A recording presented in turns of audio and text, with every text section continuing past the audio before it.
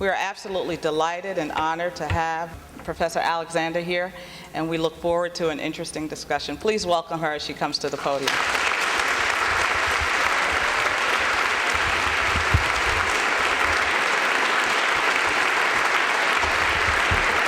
Thank you. Thank you for the very warm welcome and kind introductions. I am just so thrilled to be here, truly honored to be here. The truth is that I've been hoping to come to Abyssinian for quite a long time. Not long after my book was first published, my publisher asked me, where in New York would you like to have a book event, and mentioned a number of churches in New York that were interested in hosting me, and I said immediately, Abyssinian, I want to go to Abyssinian.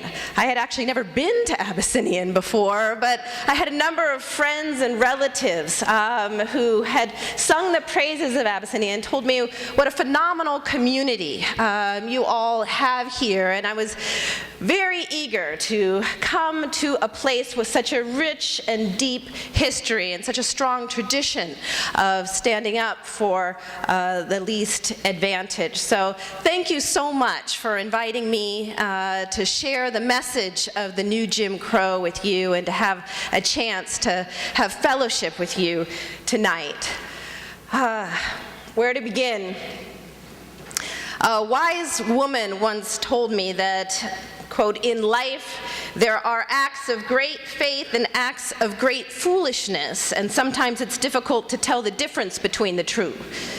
And when I began writing this book, I was told by many that it was an act of great foolishness, yet I clung to the belief that it was an act of faith. I felt I was taking a great leap of faith, that if people of faith and conscience had access to the history, the data, all of the sources and information that I could provide in this book, that they too could have the same kind of awakening I finally did, that they too would be able to begin to see the connections between mass incarceration and earlier systems of racial and social control in our country, and that people of faith and conscience would, if given the tools and the information, see the necessity for bold and courageous action, for genuine movement building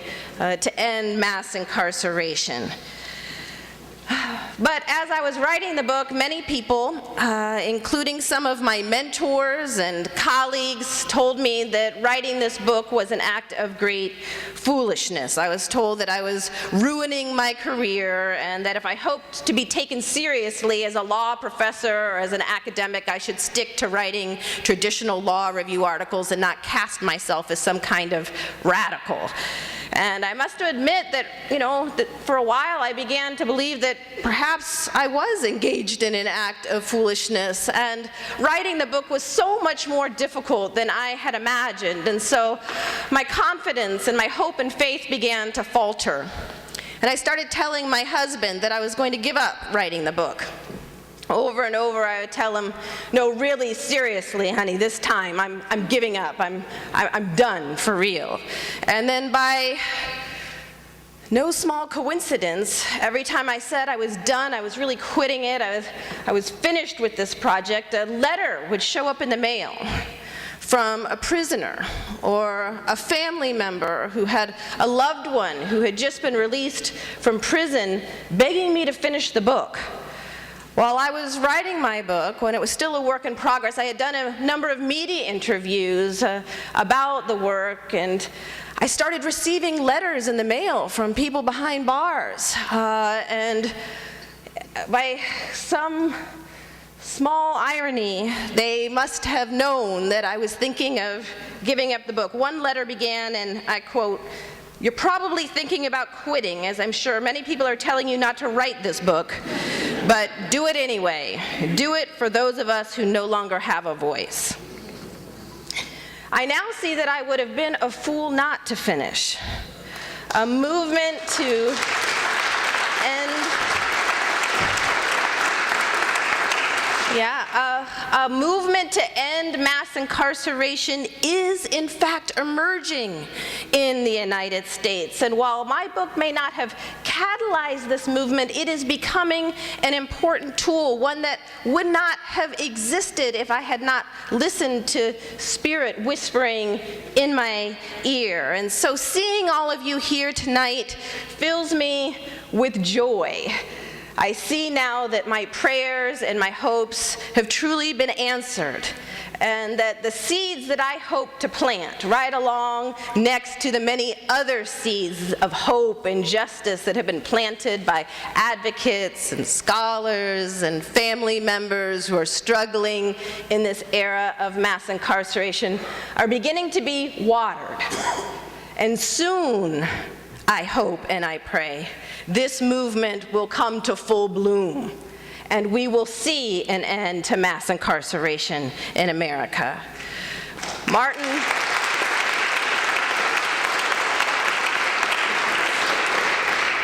Luther King Jr. once said there is, quote, "nothing more tragic than to sleep through a revolution."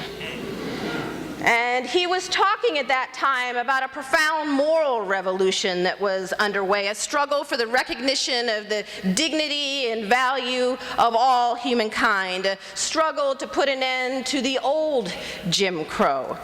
And shortly before he died, he told an audience the story of Rip Van Winkle, who fell asleep for 20 years. When he began his extended nap, there was a sign posted on the wall of a nearby inn with a picture of King George III emblazoned on it.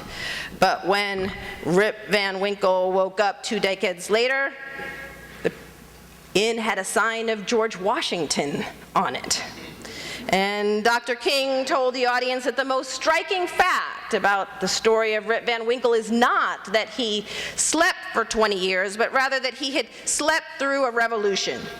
He said, quote, "There are all too many people who, in some great period of social change, failed to achieve the new mental outlooks that the new situation demands." I think his words are as relevant today as they were back then. Many of us, myself included, have slept through a revolution, actually a counter-revolution. A counter-revolution that has blown back much of the progress that Dr. King and so many other freedom fighters gave their lives for. This revolution, this counter-revolution, has occurred with barely a whimper of protest. And yet it has successfully relegated millions of poor people, overwhelmingly people of color, to a permanent second-class status, stripping them of the very rights supposedly won in the civil rights movement. While many of us have been asleep, a vast new system of racial and social control has emerged that would certainly have Dr. King turning in his grave. One day we may look back and wonder how we could have possibly slept for so long. But I thank God that we are finally waking up. Well, I've been asked tonight to share the thesis of my book, The New Jim Crow, Mass Incarceration in the Age of Colorblindness, and to a large extent, the title of the book speaks for itself. I argue that today, in the so-called era of colorblindness, and yes, even in the age of Obama, something akin to a caste system is alive and well in America. The mass incarceration of poor people of color is tantamount to a caste-like system. A system that relegates people to a permanent second-class status nearly as effectively as systems of racial and social control we supposedly left behind. It is, in my view, the moral equivalent of Jim Crow. Now, I acknowledge in the introduction to my book that there was a time when I rejected this kind of talk out of hand. There was a time when I resisted strenuously comparisons between mass incarceration and slavery, or mass incarceration and Jim Crow, believing that People who made those kinds of claims and comparisons were engaging in exaggerations, distortions, and hyperbole. In fact, I thought people who made those kinds of claims were actually doing more harm than good to efforts to reform our criminal justice system and achieve greater racial equality in the United States. In fact, the first time I encountered the idea that our criminal justice system might be functioning like a caste system, I was rushing to catch the bus in Oakland, California, and this bright orange poster stapled to a telephone pole caught my eye. And on it, it said in large bold print, "The drug war is the new Jim Crow." And I remember stopping for a minute and scanning the text of the flyer, and I saw that a small community group was holding a meeting at a local church a few blocks away, and they were organizing to protest racial profiling, 3 strikes law in California, police brutality, the expansion of California's prison system, the drug war. And I remember thinking to myself, yeah, criminal justice system is racist in a lot of ways, but it doesn't help to make such absurd comparisons to Jim Crow. Now, people just think you're crazy. And then I crossed the street, hopped on the bus, headed to my new job as director of the Racial Justice Project for the ACLU in California. Well, when I began my job at the ACLU, I thought I knew a lot about racial bias in our societal institutions. I had been working as a civil rights lawyer for a number of years, representing victims of racial bias, gender bias in employment. We had been suing Fortune 500 companies for gender and race discrimination, companies like Home Depot and public supermarkets in the South, suing them for race and gender discrimination. So I understood well how stereotyping and conscious and unconscious bias can permeate all levels of an organization with truly disastrous consequences. And so I thought, well, I'm just going to take all of the tools that I had developed as a civil rights lawyer fighting employment discrimination. I'm just going to apply those tools, those litigation tools, to criminal justice reform and join with others to root out racial bias wherever and whenever it might rear its ugly head in the criminal justice system. But by the time I left the ACLU, I had come to realize that I had been dead wrong about the criminal justice system. It's not just another institution in our society infected with racial bias, but a different beast entirely. The activists who posted that sign on the telephone pole, they weren't crazy, nor were the smattering of lawyers and activists around the country that were beginning to connect the dots between mass incarceration and earlier forms of racial and social control. It was only after years of representing victims of racial profiling and police brutality and investigating patterns of drug law enforcement in poor communities of color and attempting to assist people released from prison re-enter into a society that had never shown much use for them in the first place, that I finally had a series of experiences that began what I now call my awakening. I began to awaken to a racial reality that is so obvious to me now that what seems odd in retrospect is that I had managed to be blind to it for so long. As I describe in the introduction to my book, what has changed since the collapse of Jim Crow has less to do with the basic structure of our society than the language we use to justify it. In the era of color blindness, it is no longer socially permissible to use race explicitly as a justification for discrimination, exclusion, and social contempt. So we don't. Rather than rely on race, we use our criminal justice system to label people of color criminals and then engage in all the practices we supposedly left behind. Today, it is perfectly legal to discriminate against criminals in nearly all the ways in which it was once legal to discriminate against African Americans. Once you're labeled a felon, the old forms of discrimination, employment discrimination, housing discrimination, denial of the right to vote, exclusion from jury service, suddenly legal. As a criminal, you have scarcely more rights and arguably less respect than a black man living in Alabama at the height of Jim Crow. We have not ended racial caste in America, we have merely redesigned it. Now, if you're like I was more than a decade ago, and tempted to believe that these kinds of comparisons and analogies are exaggerations or distortions, consider this. There are more African American adults under correctional control today, in prison or jail, on probation or parole, than were enslaved in 1850, a decade before the Civil War began. As of 2004, more black men have been stripped of the right to vote, disenfranchised, than in 1870, the year the 15th Amendment was ratified, prohibiting laws that explicitly deny the right to vote on the basis of race. Now, of course, during the Jim Crow era, black folks were kept from the polls by poll taxes and literacy tests. Well, today, felon disenfranchisement laws accomplish what poll taxes and literacy tests ultimately could not. A black child born today has less of a chance of being raised by both parents than a black child born during slavery.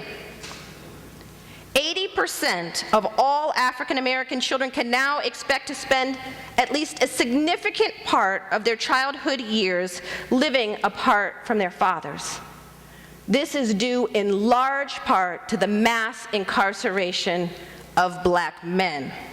And contrary to the image frequently presented in the media of black men being a bunch of deadbeat dads who don't care about their children, the research shows that black men actually do a better job of maintaining contact with their children following a separation due to imprisonment or divorce or any other factor than men of any other racial or ethnic group.